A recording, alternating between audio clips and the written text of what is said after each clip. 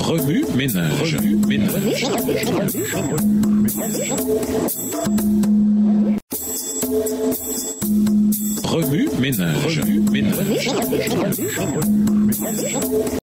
Bienvenue dans notre émission. Remue ménage. Nous voilà à la leçon de lundi. Interpréter le culte en type et symbole.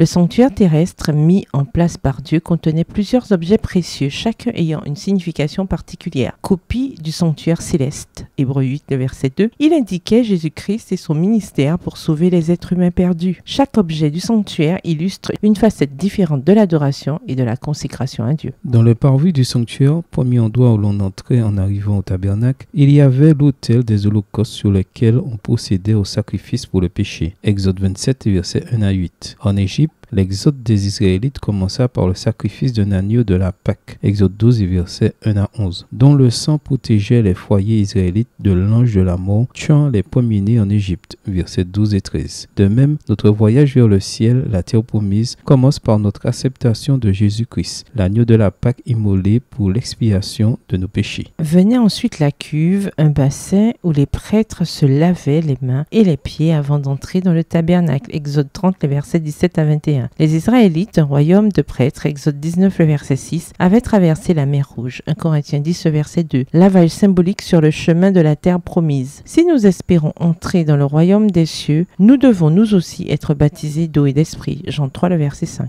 En entrant dans le lieu saint, la première pièce du sanctuaire, on voyait la table des pains de proposition, Exode 25, verset 23 à 30, symbole de la parole de Dieu dont nous devons vivre chaque jour, Matthieu 4, verset 4. Le lieu saint contenait aussi un chandelier d'or avec 7 branches, Exode 25, verset 31 à 40, qui symbolisait la lumière de la vérité partagée par le peuple de Dieu par la puissance du Saint-Esprit, Zacharie 4, verset 2 à 6. Plus près du lieu très saint, l'espace le plus sacré du tabernacle, se trouvait l'autel du parfum, Exode 30, verset 1 à 10, représentant l'intercession du Christ qui se mêle aux prières du peuple de Dieu, Éphésiens 5, verset 1 à les suites, verset 3. La fumée de l'encens brûlant se rendait jusque dans le lieu très saint, dans la présence même de Dieu. Enfin, le lieu très saint abritait l'arche de l'Alliance. Cette arche contenait la loi sacrée de Dieu, c'est-à-dire les tables de pierre sur lesquelles Dieu avait écrit les 10 commandements, Exode 34, verset 1. Ces tables étaient recouvertes par le propitiatoire, comme un trône, sur lequel reposait la présence de Dieu. Ceux qui cultivent une relation d'amour avec Dieu observeront ses commandements et obtiendront sa miséricorde lorsqu'ils viendront à lui avec repentance. Remarquez que chaque élément du sanctuaire représente un aspect de l'adoration.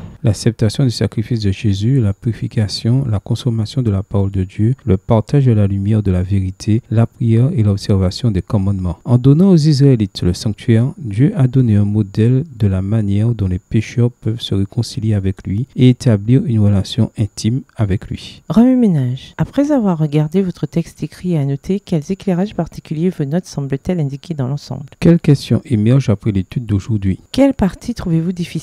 Quels autres principes et conclusions découvrez-vous? Quel meuble du sanctuaire symbolise quelque chose que vous voulez renforcer dans votre vie? De quelle façon pouvez-vous commencer? Au revoir. Et à demain si Dieu veut.